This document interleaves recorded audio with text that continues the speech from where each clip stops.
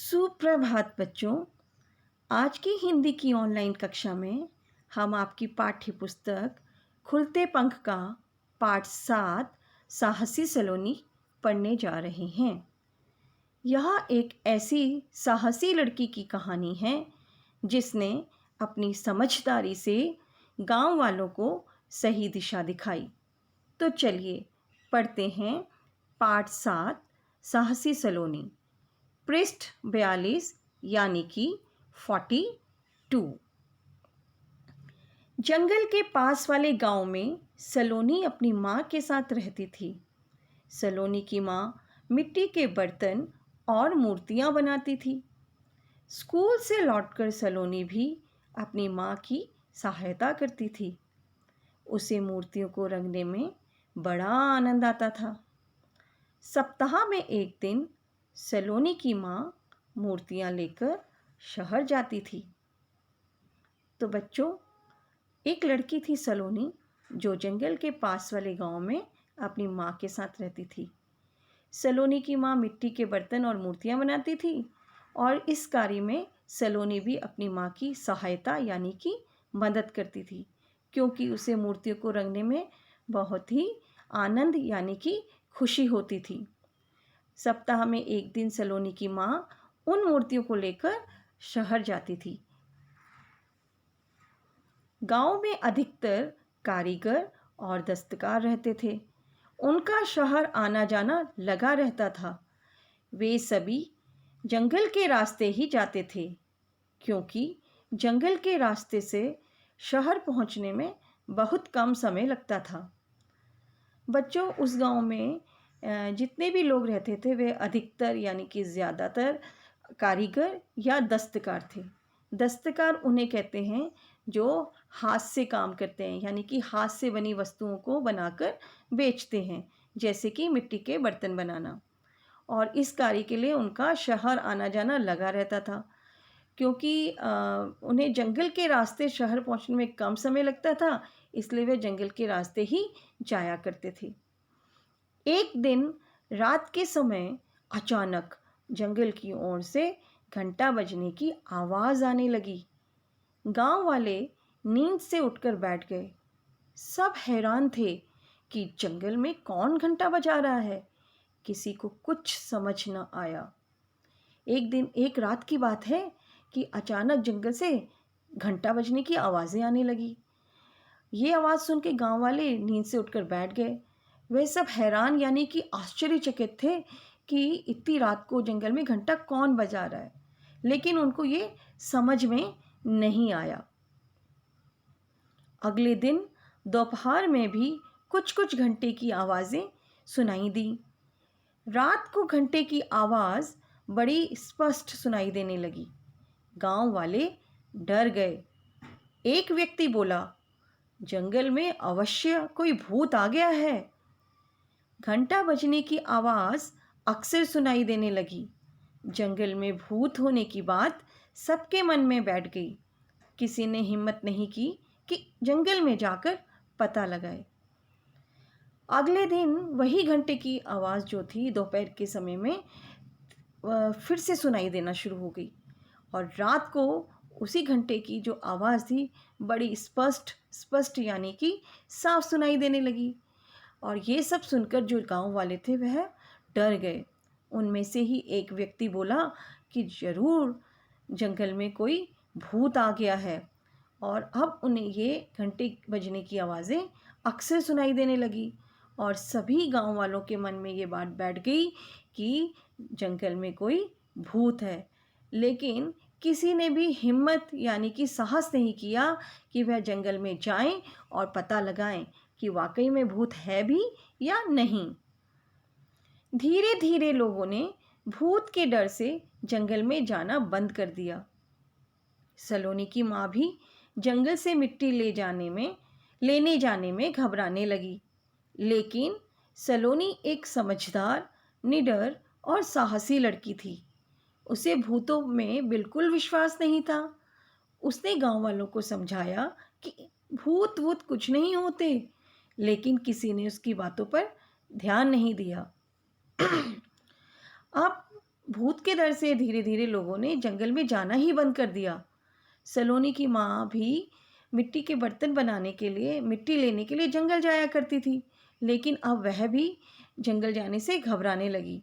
लेकिन जो सलोनी थी वह एक समझदार यानी कि बुद्धिमान लड़की थी, निडर जिसको डर नहीं लगता, साहसी यानी कि बहादुर।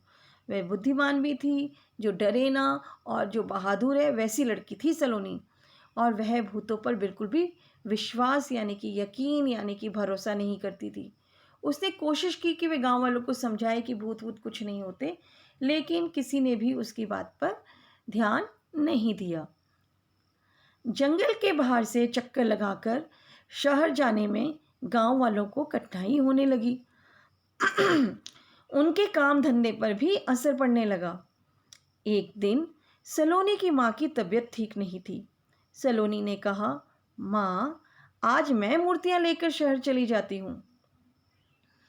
अब जंगल के रास्ते गांव वाले शहर जाया करते थे, अब उनको बड़ा सा चक्कर लगाकर शहर जाना पड़ता था, जिसके कारण उन्हें बहुत ही कठिनाई का सामना करना पड़ रहा था, यानी मुश्किलों का सामना करना पड़ रहा था, जिसके कारण उनका जो भी काम था, जो भी कार्य वो दस्तकारी का कार्य करते थे, उस पर भी असर पड़ने लगा था। एक दिन सलोनी की माँ की तबीयत ठीक नहीं थी, तो सलोनी ने अपनी माँ से कहा कि आज वह मूर्तियाँ लेकर शहर जाएगी। माँ ने रोकने की कोशिश की, पर सलोनी न मानी। उसने मन ही मन जंगल के रास्ते से ही शहर जाने की ठान ली थी। क्योंकि सलोनी बहुत छोटी थी, तो माँ ने कोशिश की यानी कि प्रयास किया कि सलोनी शहर ना जाए, लेकिन सलोनी ने अपनी माँ की बात नहीं मानी और उसने मन में ही एक निश्चय कर लिया था, ठान लिया था कि वह शहर जो है जंगल के रास्ते ही जाएगी। ठान ली का यहाँ बच्चों ये एक मुहावरा है। मुहावरे वह होते हैं जिनका जो अपने में एक विशेष अर्थ लेते हैं।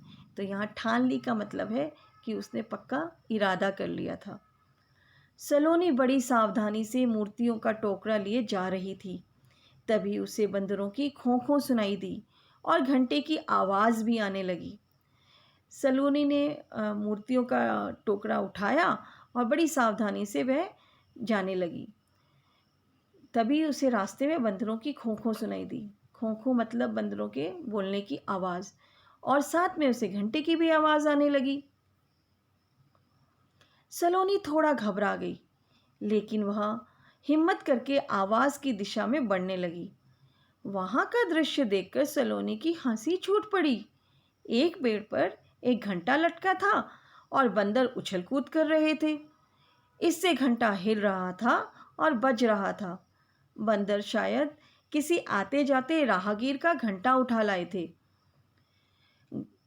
जब उसने बंदर की खोखों की आवाज़ सुनी और घंटे की आवाज़ सुनी, तो सलोनी थोड़ा सा घबरा गई, लेकिन उसने हिम्मत की, साहस किया और वह आवाज़ की दिशा की ओर बढ़ने लगी। जब उसने वहाँ का दृश्य यानी कि नज़ारा देखा, तो सलोनी की हंसी ही छूट गई, क्योंकि एक पेड़ पर एक घंटा लटका था और उसके आसपास बंदर जो थे वो उछल कूद कर रहे थे, जिसके कारण पेड़ हिल रहा था और घंटा हिल हिल के बज रहा था। शायद बंदर किसी आते जाते राहगीर का घंटा उठाकर ले आए थे। सलोनी शहर में दुकानदार को मूर्तियां देकर जल्दी ही गांव वापस लौट आई। उसने माँ को कुछ न बताया। अगले दिन उसने गांव में खबर फैला दी कि वह आज जंगल में के भूत को पकड़ने जा रही है। जिसे चलना है उसके साथ चले। पहले तो कोई तैयार नहीं हुआ, पर सलोनी की हिम्मत देखकर मुखिया जी अपने कुछ आदमियों को साथ लेकर चलने को मान गए। सलोनी के स्कूल के कुछ बच्चे भी साथ हो लिए। सलोनी शहर गई, दुकानदार को उसने मूर्तियां बेची और वह वापस गांव लौट आई।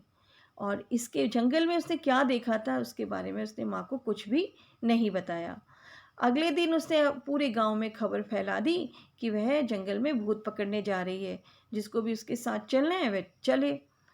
बड़ा ही हिम्मत कर गांव के जो मुखिया थे वह अपने कुछ आदमियों के साथ सलोनी के साथ चलने को मान गए और सलोनी के जो कुछ मित्र थे वह भी उसके साथ चलने को तैयार हो गए।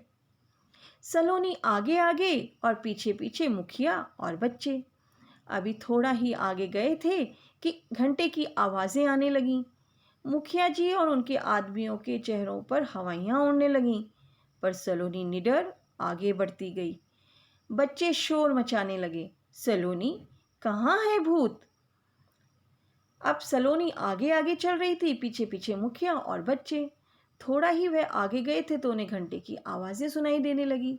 वह आवाज़ें सुनकर मुखिया और उसके आदमियों के चेहरों की हवाइयाँ उड़ने लगीं। चेहरों पर हवाइयाँ उड़ने का अर्थ पुनः यहाँ पर मुहावरे से है, जिसका कि विशेष अर्थ होता है।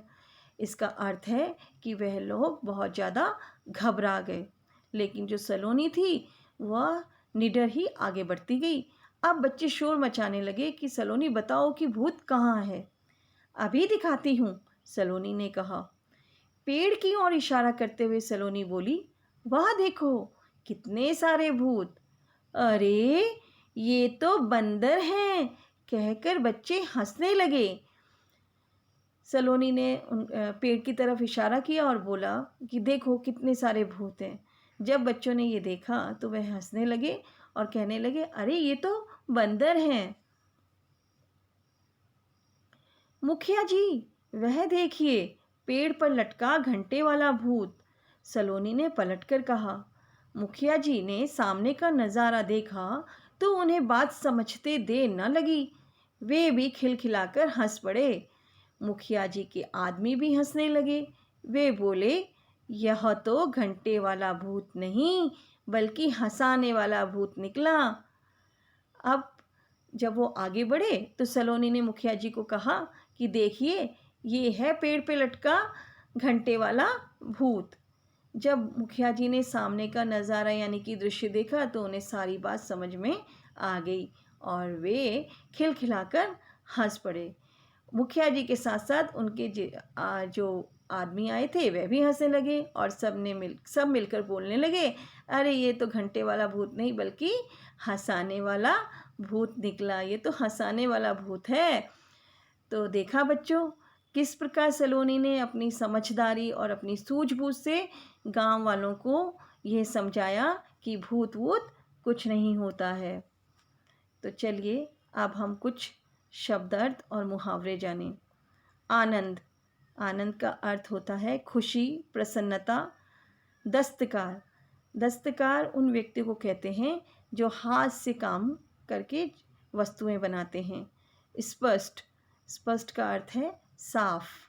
विश्वास, विश्वास का अर्थ यकीन या भरोसा। कठिनाई, मुश्किल। ठान लेना, यह एक मुहावरा है जिसका अर्थ है पक्का इरादा कर लेना। चेहरे पर हवाइयाँ उड़ना, यह भी एक मुहावरा है जिसका अर्थ है घबरा जाना। तो बच्चों मैं उम्मीद करती हूँ कि आप सब भी सलोनी की तरह समझदार, साहसी और निडर बनेंगे। आज के लिए इतना ही।